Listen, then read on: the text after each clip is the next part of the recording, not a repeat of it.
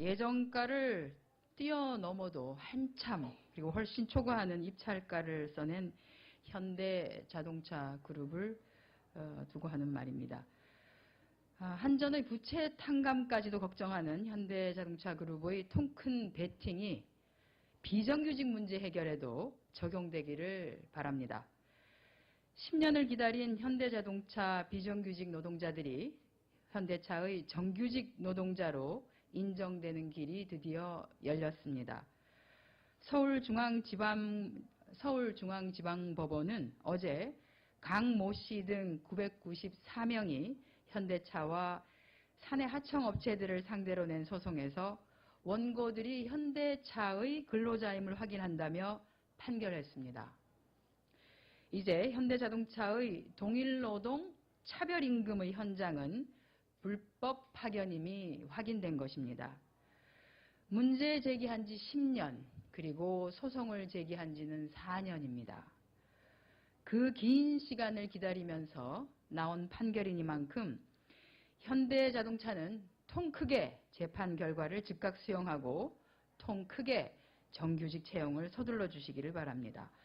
이번 판결이 또한 기아차와 삼성전자 서비스, 현대하이스코 등 다른 업체들도 비정규직의 정규직 전환에 대해 전향적으로 검토하는 계기가 되기를 기대해 봅니다.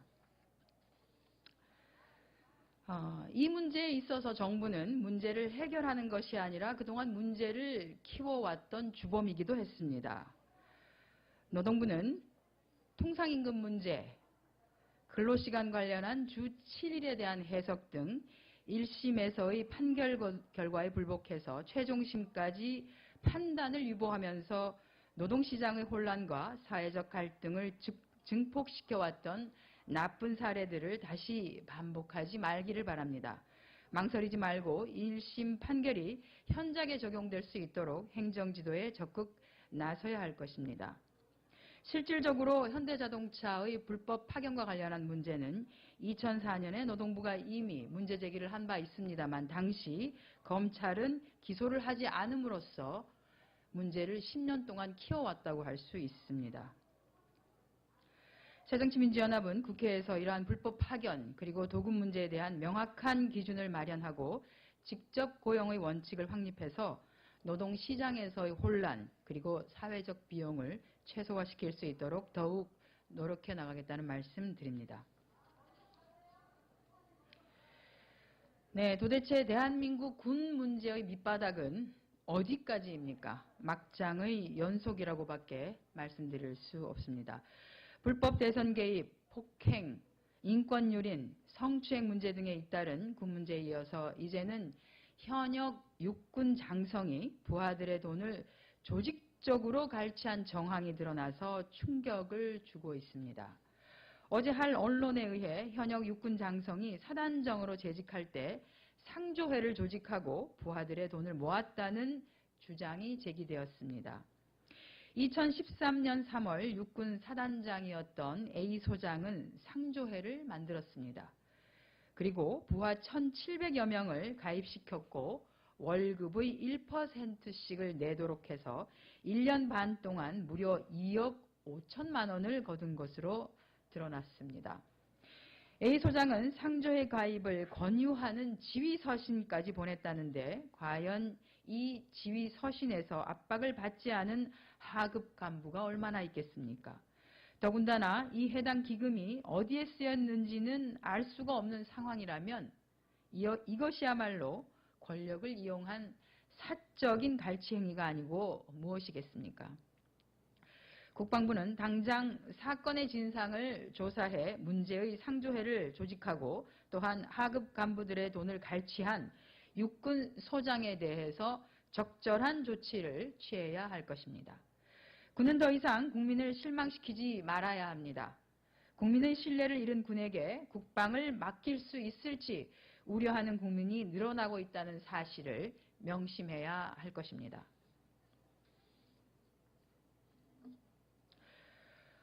올해도 집권 여당은 어르신들의 따뜻한 겨울나기를 외면하고 있습니다. 정부가 2015년 예산을 복지 공약을 모두 반영한 첫 예산이라고 자랑했지만 실제 경로당에 지급되어야 하는 냉난방비 603억 원을 전액 삭감하는 등 노인복지를 여전히 찬밥으로 여기고 있는 것이 드러났습니다. 해마다 집권 여당은 경로당 냉난방비를 전액 삭감해왔고 새정치민주연합은 국회에서 이를 다시 예산에 반영하기 위해 노력해왔습니다. 지난해에 이어 올해도 삭감된 예산을 새정치민주연합은 반드시 살려내겠습니다.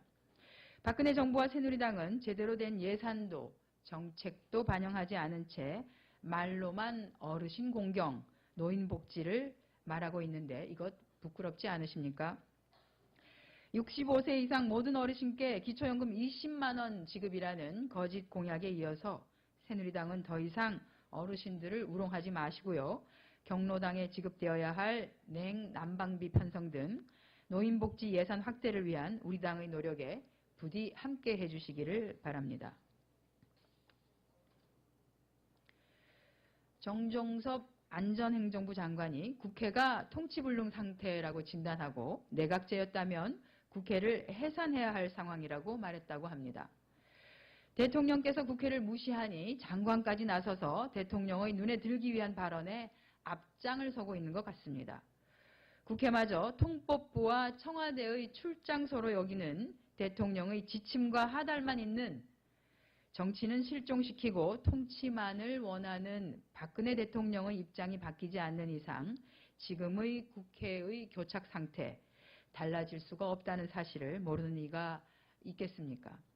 책임 전가를 하기 전에 반성부터 보여야 할 것입니다.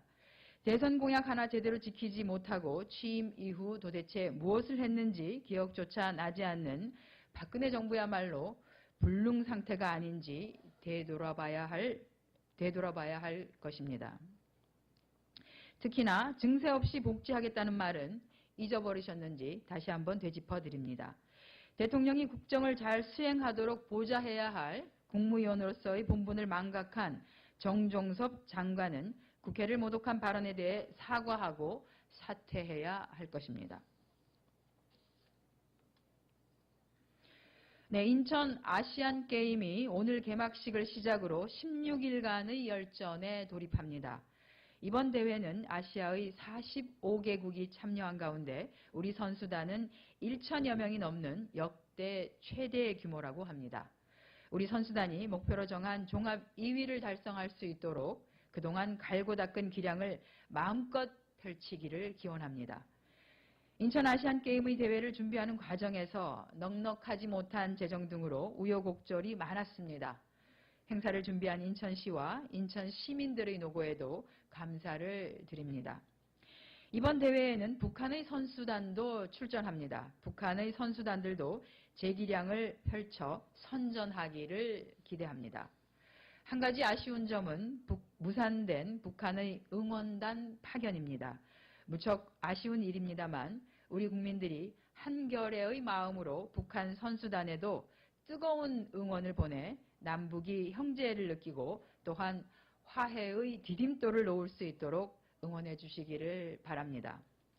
특히 행사 시작일이 9.19 공동성명일에 시작해서 14 선언일에 끝나는 점은 남다른 의미가 있는 것 같습니다. 대회에 참가한 45개국 1만 4천여 명의 각국의 선수와 임원진들도 바다와 그리고 맑은 하늘이 어우러진 쾌청한 인천 하늘 아래에서 재기량을 마음껏 펼치고 인천을 찾은 관광객들도 즐겁고 안전한 여행이 되기를 기원합니다. 네, 이상 오전 현안 브리핑 마치겠습니다.